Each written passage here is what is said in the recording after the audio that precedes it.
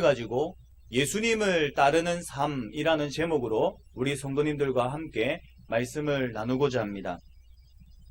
어떤 분이 병원에서 폐가 나쁘다는 진단을 받았습니다.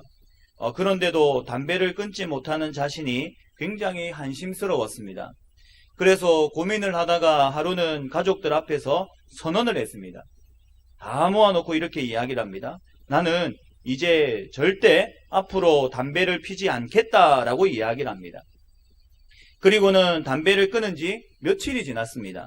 금단 현상이 나타나는 것이죠. 담배 생각에 미칠 것만 같았습니다.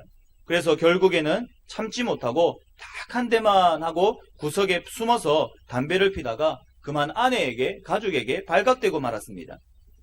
아내가 말을 합니다. 남자가 약속을 며칠도 못 지킵니까? 그러자 남편이 이렇게 이야기합니다. 내가 앞으로 담배를 안 핀다고 했지 언제 옆으로 안 핀다고 했나? 그러면서 옆으로 담배를 물고는 계속해서 폈다라고 합니다. 사람의 힘으로는요, 이렇게 담배 하나도 참 끊기가 힘이 든 것입니다. 어렵습니다. 그러나 꼭 끊어야 되는 것이라면 빨리 끊어야 되는 것이죠. 꼭 해야만 하는 것이라면 빨리 결단하고 실행에 옮겨야 하는 것입니다.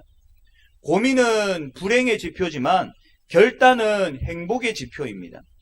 역사상의 위인들을 보게 되면 비인격적인 사람들도 있고요. 눈치가 없는 사람도 있고요. 화를 잘 내는 사람들도 있습니다. 배움이 극히 짧은 사람도 있습니다. 그러나 역사상의 위인들을 보면 우유부단한 사람은 없었습니다. 오늘 이 예배의 자리에 나온 모든 성도님들에게 이 시간 주님을 향한 결단과 각오가 있기를 소원합니다. 결단하면 삶이 단순해집니다. 목표가 정해지기 때문에 삶의 군더더기가 사라지게 됩니다. 그리고 삶이 단순해지기 시작하면 삶에 힘이 붙습니다. 집중력이 생기기 때문에 삶의 능력이 나타납니다. 오늘 결단하시기 바랍니다. 그래서 오늘 이 시간 이 결단을 통하여 우리의 삶이 달라지고 우리의 인생이 변화되는 역사를 경험하기를 주님의 이름으로 부탁드립니다. 오늘 본문을 보시면 예수님께서 마지막으로 예루살렘을 향해 가시는 길에 일어났었던 한 사건을 만나게 됩니다. 오늘 본문을 배경으로 하고 있는 32절에 보게 되면 예루살렘으로 올라가는 길에 이렇게 이야기하는 것을 보게 됩니다. 지금 예수님께서는 예루살렘으로 올라가고 계십니다. 왜 예루살렘으로 가셨는가 하면 죽기 위해서 올라가고 계셨습니다. 그 이 마가복음 10장 이후로 쭉 보게 되면 예수님께서 예루살렘에 입성하셔서 드디어 그 십자가를 지시는 장면이 나타나게 됩니다. 즉 예수님께서는 지금 예루살렘으로 죽기 위해 그 발걸음을 걸어가고 계셨습니다. 이런 예수님을 그 뒤에서 제자들이 따르고 있었습니다. 오늘 본문을 보게 되면 이 제자들의 모습을 볼 때 너무나도 안타까운 모습을 발견하게 됩니다. 예수님의 제자이면서 제자답지 못한 모습을 발견하게 됩니다. 예수님은 지금 사명을 향해 십자가에 죽기 위해 예루살렘을 향해 걸어가고 계신데 그 예수님을 따르는 제자들의 관심은 전혀 다른 곳에 있음을 발견하게 됩니다. 저는 이 제자들의 모습을 보면서 이 모습이 바로 우리들의 모습은 아닌가라고 생각해 보게 되었습니다. 예수님의 관심사와는 전혀 다르고 예수님께서 걸어가시고자 하는 길과는 전혀 다른 길을 걸어가고 있는 우리의 모습은 아닌가 곰곰이 다시금 한번 되짚어 보았습니다. 오늘 이 말씀을 통해 주님께서는 우리가 바른 길을 걸어가기를 원하십니다. 우리의 어긋나고 우리의 잘못된 관심이 다시금 수정되기를 바라십니다. 그리하여 예수님을 따랐었던 그 첫 마음, 그 순수했던 첫 신앙이 다시금 회복되기를 원하십니다. 오늘 이 말씀을 통하여 다시금 그 길들을 바로잡고 걸어가시는 우리 성도님들이 되시기를 소원합니다. 그러면요, 우리가 제대로 된 이 예수님의 제자로서 그 주님을 따라가기 위해서는, 주님을 따르는 삶을 살아가기 위해서는 어떠한 삶을 살아가야 되겠습니까? 어떻게 해야 되겠습니까? 첫 번째로는요, 예수님을 따라오려거든, 예수님을 따르려거든 신앙의 동기를 점검하셔야 됩니다. 신앙의 선배들은, 우리 믿음의 선배들은 그 예수님을 믿었을 때에 아주 건전한 동기를 가지고 예수님을 믿었습니다. 예수님을 믿어서 구원을 받겠다, 이러한 복음적인 동기를 가지고 예수님을 믿었습니다. 그런데 언제부터인가 이 복음적인 동기가 다른 동기로 바뀌어지기 시작을 했습니다. 이 동기는 바로 축복의 동기, 복의 동기라고 할 수 있습니다. 언제부터인가 예수님을 믿으면 구원받습니다. 이런 본질적인 메시지 대신에 예수님을 믿으면 복받습니다. 이런 메시지가 유행하기 시작한 것입니다.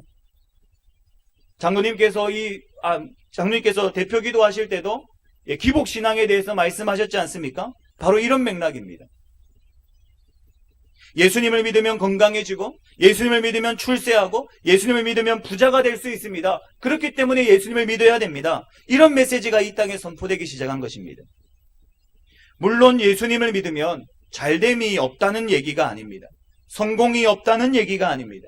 예수님을 믿고 병을 고치고 인생이 바뀌어진 새로운 사람들을 너무나도 많이 봐왔습니다. 우리 주위에도 예수님을 믿고 건강에, 물질에 축복을 받은 사람들이 많이 있습니다. 저희 할아버지도요, 간경화이셨는데 예수님을 믿고 깨끗이 나음을 받았습니다. 그 외에도 예수님을 잘 믿어 세상의 축복을 누리는 사람들이 너무나도 많습니다. 그러나 문제가 무엇입니까? 이것이 핵심이 되고 있다는 것입니다. 담임 목사님께서도 자주 이야기하듯이 이 잘 되는 것, 이 복은 별책부록인데 이것이 지금 핵심이 되고 있다는 것입니다. 세상의 축복 때문에만 예수님을 믿는다면, 건강하기 위해서만 예수님을 믿는다면, 잘되기 위해서만 예수님을 믿는다면, 예수님을 믿었음에도 불구하고 병이 고쳐지지 않고, 예수님을 믿었음에도 불구하고 부자가 되지 않고, 예수님을 믿었음에도 불구하고 출세하지 않는다면 어쩐단 말입니까? 세상적인 축복 때문에 예수님을 믿었다면 세상적인 축복이 없으면 예수님을 떠나갈 수도 있다는 것을 말하는 것입니다. 그런데 참 안타깝게도요, 오늘 본문의 예수님의 제자들도 이렇게 예수님을 따르고 있었습니다. 변질된 동기를 가지고 예수님을 따르고 있습니다. 본문이 시작되는 이 35절의 말씀을 한번 보시기 바랍니다. 35절에 두 제자가 와서 주님 앞에 이러한 요청을 합니다. 세베대의 아들 야고보와 요한이 주께 나와 여짜오되, 선생님이여, 무엇이든지 우리가 구하는 바를 우리에게 하여 주시기를 원하옵나이다 라고 말씀합니다. 이 말은요, 달리 말하면 이런 것입니다. 예수님, 당신이 무엇을 원하시든지 다 하실 수 있는 분이시지 않습니까? 그러면 우리가 원하는 것을 좀 만족시켜 주십시오. 채워 주십시오. 이렇게 이야기를 하고 있는 것입니다. 이 말에 대해 예수님께서는 36절에 이렇게 이야기하십니다. 이르시되 너희에게 무엇을 하여 주기를 원하느냐? 이때 주 제자가 37절의 말씀으로 응수를 하죠. 굉장히 잘 아는 말씀이지 않습니까? 이렇게 이야기합니다. 여짜오되 주의 영광 중에서 우리를 하나는 주의 우편에 하나는 좌편에 앉게 하여 주옵소서라고 말하고 있습니다. 이 37절에 보게 되면 주의 영광 중에서라고 이야기하지 않습니까? 영광이라는 단어를 써서 매우 좀 영적으로 보이고 거룩해 보일 수도 있지만은 여기에서의 의미는 매우 세속적인 차원에서의 영광으로 쓰여진 것입니다. 마치 성공과 같은 것이죠. 그래서 이 영광이란 단어 대신에 성공이란 단어를 넣으면 본문을 더 잘 볼 수 있습니다. 만약에 주님께서 성공하시게 되면 주님께서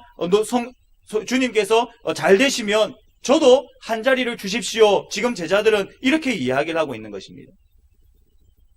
그러면 이것을 볼 때에 제자들이 무엇 때문에 예수님을 따르고 있다는 것입니까?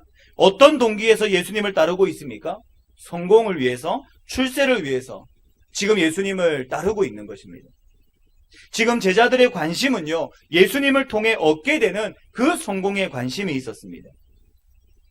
이러한 마음은 이 두 제자들 외에 다른 제자들도 마찬가지였습니다. 본문의 41절에 보게 되면 이 두 제자가 이야기하는 소리를 듣고 나머지 10제자의 반응이 어떻습니까? 10제자가 듣고 어떻게 이야기합니까? 야고보와 요한에 대하여 화를 내거늘 이라고 이야기를 합니다. 이 말이 무엇입니까? 너희들만 해먹을 작정이냐? 너희들만 그 한 자리 차지하려고 하느냐? 우리는 그러면 어떻게 하란 말이냐? 지금 제자들은 이런 반응을 보이고 있는 것입니다. 다른 제자들 역시 그 관심이 한 자리 하는 것에 있었습니다. 그러니 이 두 제자가 한 자리 하려고 하니 화를 내었지 않겠습니까?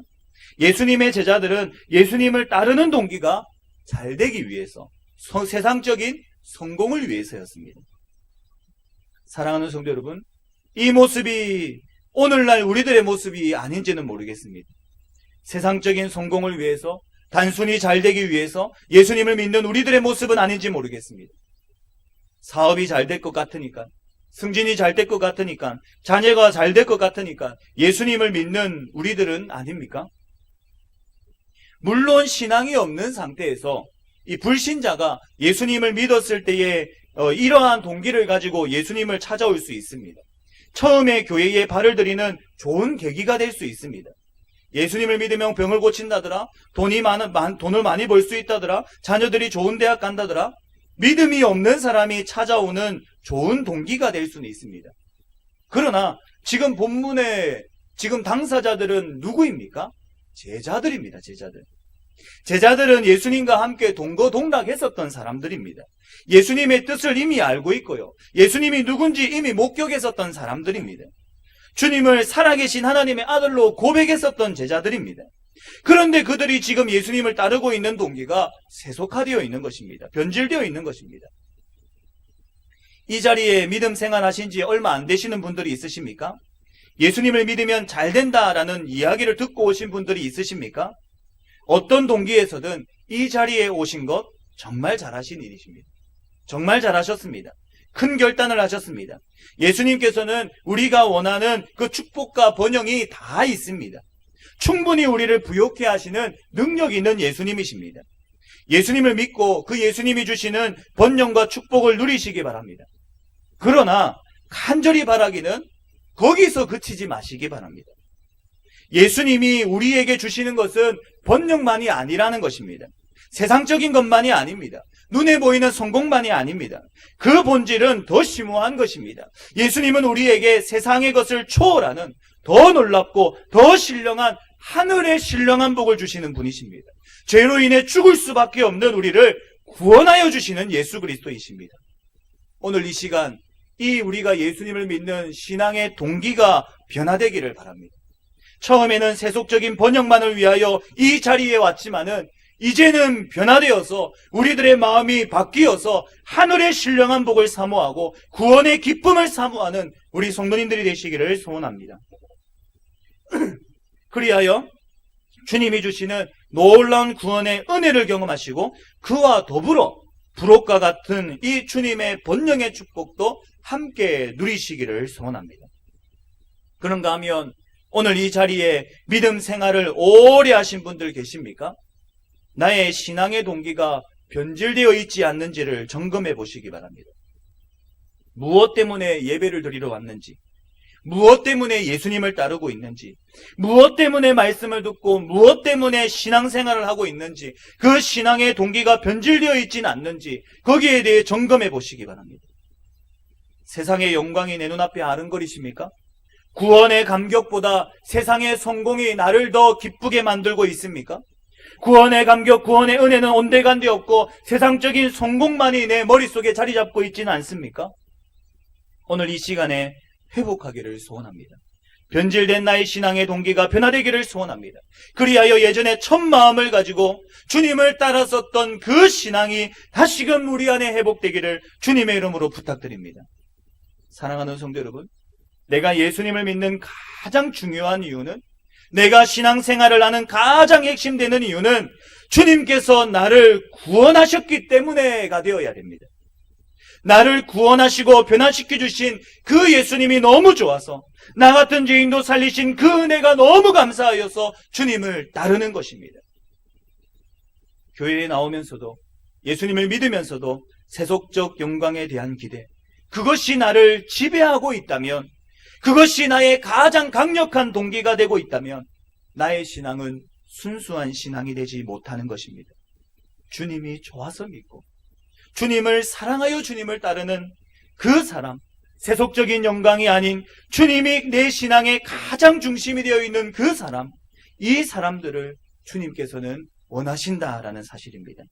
오늘 나의 이 신앙의 동기를 점검하셔서 세상적인 영광이 아닌 예수님을 사랑하여 따르는, 주님 주신 구원에 감사하여 주님을 따르는 우리 성도님들이 되시기를 주님의 이름으로 부탁드립니다. 두 번째로는요, 예수님을 따르기 위해서는, 이 예수님을 따르려면 신앙의 과정을 점검하셔야 됩니다. 먼저 신앙의 동기를 점검하셨다면 이제 그 신앙의 길을 걸어가는 그 과정을 점검하셔야 됩니다. 제자로서, 주님의 자녀로서 예수님을 따르는 동기는 구원이 되어야 됩니다. 그리고 그 동기로 출발하였다면 그 신앙의 길, 주님의 길을 걸어가는 과정은 섬김의 길이 되어야 됩니다.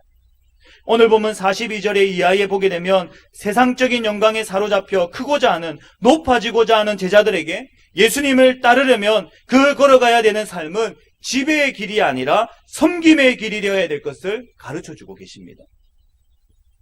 우리가 예수님을 믿고 예수님의 제자가 되었지 않습니까? 그러나 우리가 제자가 되어서도 우리 마음속에 있는 이 지배의 욕심을 극복한다는 것은 결코 쉬운 일이 아닙니다. 높아지고자 하는 이 마음을 깎아내리는 것은 굉장히 어려운 일입니다.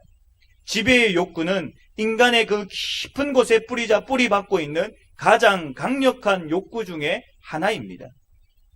이런 마음은 우리들의 생활 속에서도 고스란히 나타납니다. 가정생활에 갈등이 일어나고, 부부간의 갈등이 일어나고, 고부간의 갈등이 일어나는 이런 갈등을 보게 되면 한마디로 이야기하면 누가 지배냐냐, 누가 다스리느냐, 결국 그 갈등인 것을 발견하게 됩니다. 그래서 결혼하면 뭐라고 합니까? 초장에 휘어잡아라고 하지 않습니까? 기선제압을 하라고 하지 않습니까? 주대권을 빼앗기지 말아라고 합니다. 직장에서의 갈등, 심지어는 교회 생활 속에서도 이런 갈등은 얼마든지 발견되곤 합니다. 높아지고자 하는 이 열정은 우리 한국인에게 더 특별히 심하다고 합니다. 한국 사람들을 보게 되면 끊임없이 모든 것을 계급화하려는 것을 보게 됩니다. 끊임없이 윗사람과 아랫사람을 나누고요. 우리가 사용하는 말투에도 보면 윗사람, 아랫사람, 아랫 것들, 위에 계신 분, 이런 말들을 많이 씁니다. 또 처음 만나는 사람들을 보면 나이부터 물어보아서 상하관계를 확실히 하려는 한국 사람입니다. 우리 한국 사람에게는 존두사상이 있다고 합니다. 머리를 귀하게 여기는 사상이죠. 그래서 모두가 다 머리가 되고 싶어 합니다. 모두가 다 갑이 되고 싶어 합니다. 그러나 예수님께서는 예수님을 따라오는 제자들에게만은 이런 계급의식을 가지지 말라라고 하십니다. 그렇다고 교회 안에서 자리를 만들지 말라 이런 말은 아닙니다. 공동체가 운영되려면 자리는 필요합니다. 그러나 그리스도인들에게 있어서 이 직분, 자리는 철저하게 섬김의 자리가 되어야 된다는 것입니다. 교회에는 여러 직분이 있습니다. 그러나 그 직분은요, 높낮이로 존재하는 것이 아닙니다. 결코 지배욕을 충족시킬 수 있는 자리가 아닙니다. 그것은 섬김을 위한 자리입니다. 이런 의미에서 저희 교회에서는 중직을 세울 때에 중직들에게 선물을 드립니다. 무엇을 주는가 하면 구두 티켓을 드립니다. 왜 주는지 아십니까? 선물로 드리는 것 왜 주는지 아십니까? 더 많이 뛰라고, 더 많이 다니며 섬기라고, 그런 의미에서 구두 티켓을 선물로 드립니다. 중직은 위에서 지배하는 자리가 아니라 아래에서 섬기는 자리이기 때문입니다. 크리스찬 리더십과 세속적인 리더십에는 차이가 존재합니다.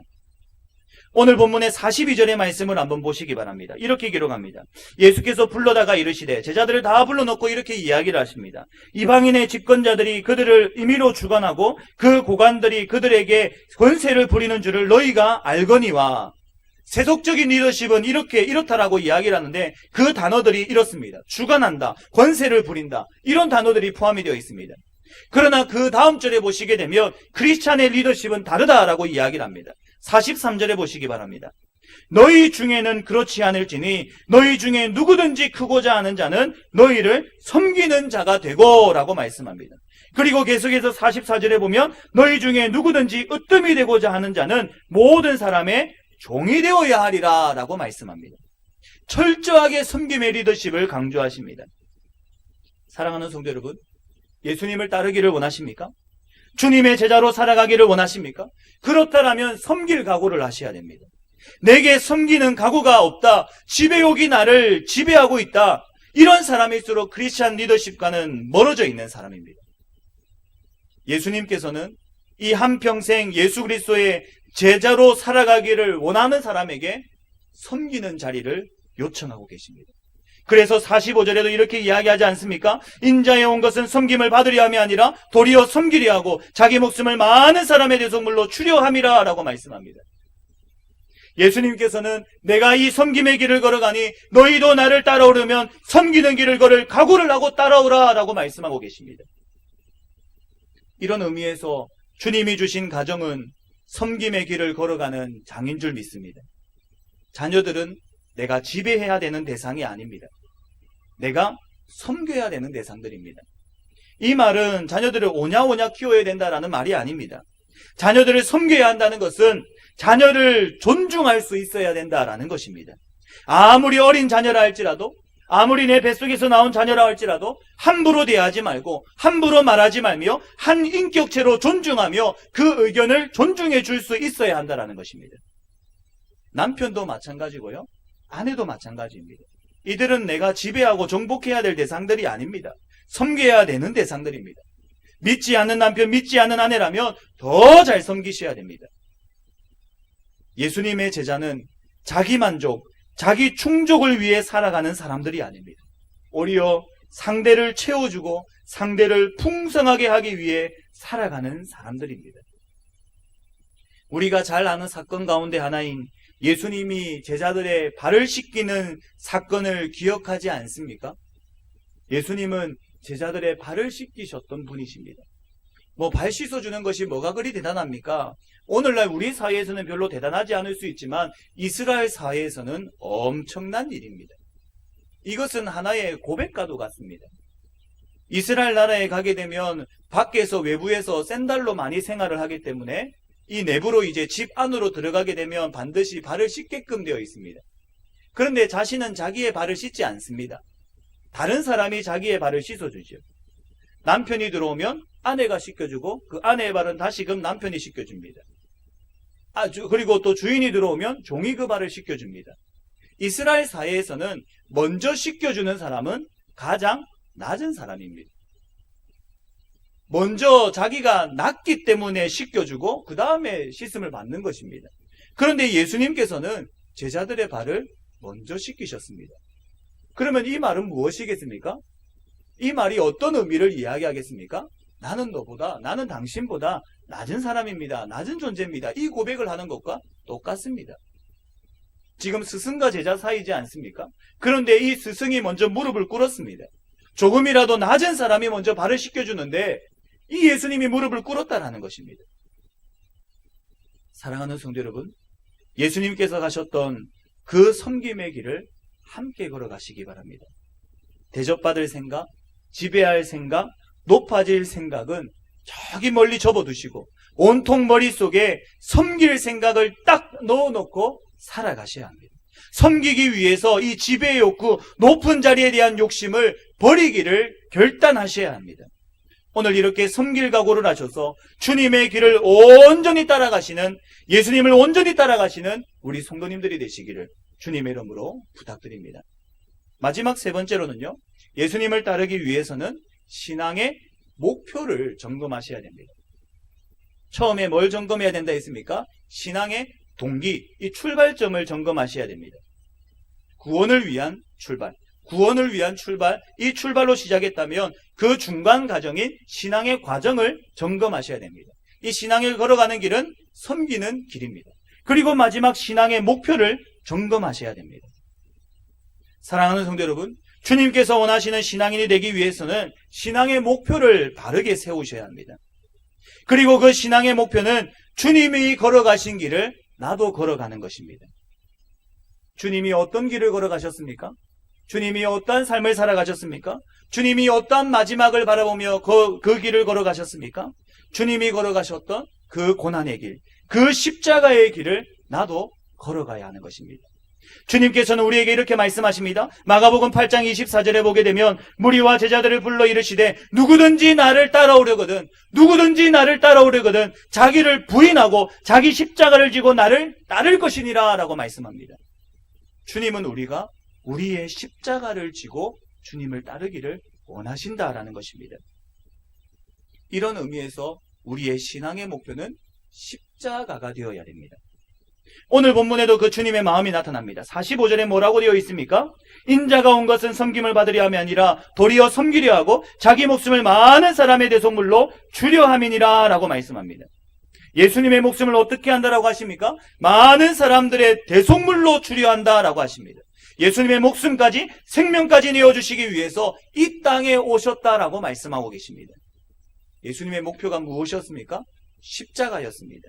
예수님의 삶의 이유는 십자가이셨습니다. 이 예수님께서 십자가를 지심으로 말미암아 우리를 구원하시는 것, 그것이 바로 예수님의 삶의 목표이셨습니다. 그리고 예수님께서는 우리들도 동일하게 그 길을 걸어가기를 원하십니다. 그 마음이 고린도후서에 잘 담겨져 있습니다. 고린도후서 5장을 한번 찾아보도록 하겠습니다. 고린도후서 5장입니다. 고린도후서 5장 15절의 말씀입니다.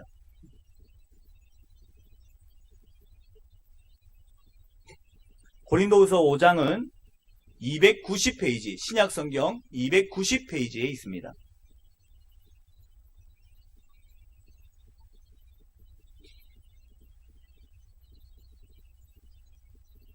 15절의 말씀을 보시기 바랍니다. 15절 말씀에 이렇게 기록을 하고 있습니다. 같이 한번 읽어볼까요? 시작. 그가 모든 사람을 대신하여 죽으심은 살아있는 자들로 하여금 다시는 그들 자신을 위하여 살지 않고 오직 그들을 대신하여 죽었다가 다시 살아나신 이를 위하여 살게 하려 함이라 라고 말합니다. 그가 여기서 예수님을 말합니다. 예수님은 모든 사람을 대신하여 죽으심은, 예수님께서 모든 사람을 대신해서 죽으신 이유가 무엇이라고 합니까? 살아있는 자들로 하여금 다시는 그들 자신을 위하여 살지 않고, 자기 자신을 위하여 살지 않고 누구를 위해서 살아갑니까? 오직 그들을 대신하여 죽었다가 다시 살아나시니, 이분이 누구십니까? 예수님이시죠. 예수님을 위하여 살게 하려 함이라 라고 말씀합니다. 예수님을 믿는 사람은요, 자기를 위해서 사는 것이 아니라 예수님을 위해서 살아가야 된다라고 말씀하고 계십니다. 그러면 어떻게 사는 것이 예수님을 위해 살아가는 삶입니까? 오늘 본문 이 고린도후서 5장 18절 19절의 말씀입니다. 이 말씀도 같이 읽어봤으면 좋겠습니다. 고린도후서 5장 18절 19절의 말씀 같이 읽겠습니다. 시작.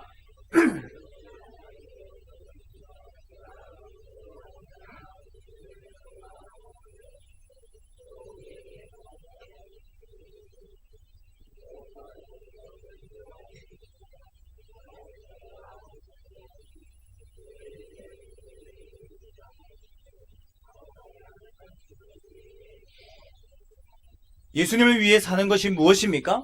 어떻게 하는 것이 예수님을 위해서 살아가는 것입니까? 화목하기 위해서 살아가는 것입니다.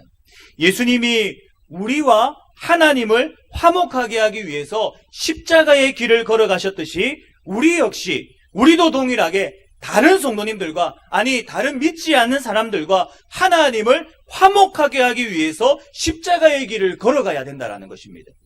우리는 십자가가 우리의 목표가 되어야 됩니다. 우리가 져야 되는 십자가가 있습니다. 즉 성도와 하나님이 화목하게 하도록 하는 것이 우리의 목표가 되어야 된다는 것입니다. 자녀를 위해 우리가 십자가를 져야 됩니다.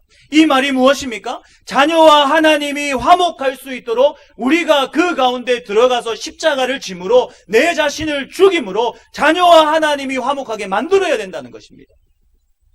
남편을 위해, 아내를 위해 우리가 십자가를 져야 됩니다. 직장의 동료들과 이웃들을 위해 십자가를 져야 됩니다. 이 말이 무엇입니까?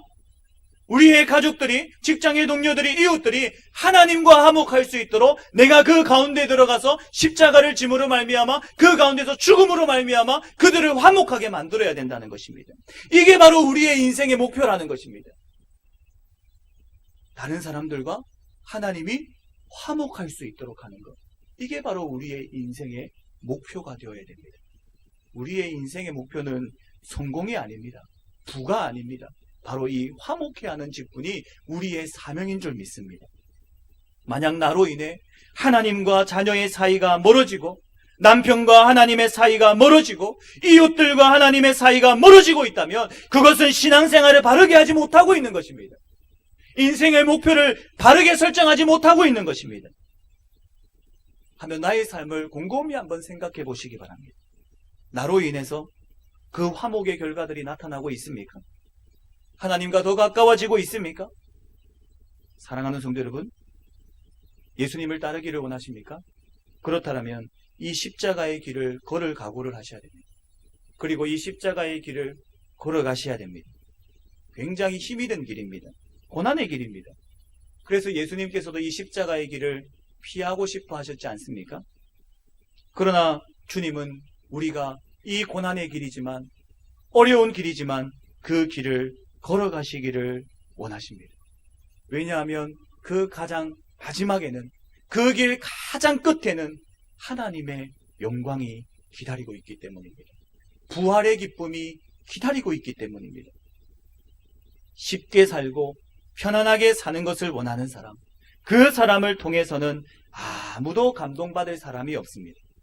십자가를 질 각오를 한 사람, 화목하기 위해서 죽을 각오를 한 사람, 그 대가를 지불해서라도 내 주변의 사람들과 하나님을 화목하게 만들겠다 결단하는 그 사람, 그 사람들을 통해서 주변의 이웃들은 감동을 받고 은혜를 받는 것입니다. 고난받을 각오가 된 사람이 예수님을 따라갈 수가 있고, 고난받을 각오가 된 사람이 가정과 직장을 변화시킬 수 있습니다. 세상을 변화시키는 사람은 성공을 목표로 하는 사람이 아니라, 번영을 목표로 하는 사람이 아니라 예수님의 십자가를 목표로 살아가는 사람들인 줄 믿습니다. 이 예수님의 십자가가 목표로 될 때에 어디를 가든지 주님을 위해서 살아가지 않겠습니까? 어떤 한마디를 해도 주님을 위해서 하지 않겠습니까? 어떤 한 행동을 하더라도 주님을 위해서 하지 않겠습니까? 오늘 우리들의 삶이 변화되기를 소원합니다. 이 십자가의 삶이 되기를 원합니다. 자녀들과 하나님을 화목하게 하기 위하여, 내 주변의 가족들과 하나님을 화목하게 하기 위하여, 직장의 동료들 그리고 이웃들 하나님과 화목하게 하기 위하여 그 길을, 그 십자가의 길을 걸어가실 수 있는 우리 성도님들이 되시기를 주님의 이름으로 부탁드립니다. 말씀을 맺겠습니다. 예수님께서 오늘 본문의 말씀을 통해 우리들에게 말씀하고 계십니다. 너희들이 나를 따라오겠느냐? 나를 따라오기 위해 이 세 가지를 점검하라라고 하십니다. 너희 신앙의 동기는 무엇이냐? 세속적인 동기를 버리고 구원의 동기로 바꾸겠느냐? 너희 신앙의 과정은 무엇이냐? 지배의 길을 버리고 섬김의 길을 걸어가겠느냐? 너의 신앙의 목표는 무엇이냐? 평안한 성공의 길이 아닌 고난과 가시밭길인 그 십자가의 길이냐? 주님은 이 세 가지의 질문을 우리에게 던지고 계십니다. 이 질문에 대해 오늘 우리 성도님들 어떻게 답을 하시겠습니까? 이 질문에 우리 성도님들, 네 주님, 제가 구원의 동기를 회복하겠습니다. 네 주님, 제가 섬김의 길을 걸어가겠습니다. 예 주님, 제가 십자가의 길을 걸어가겠습니다.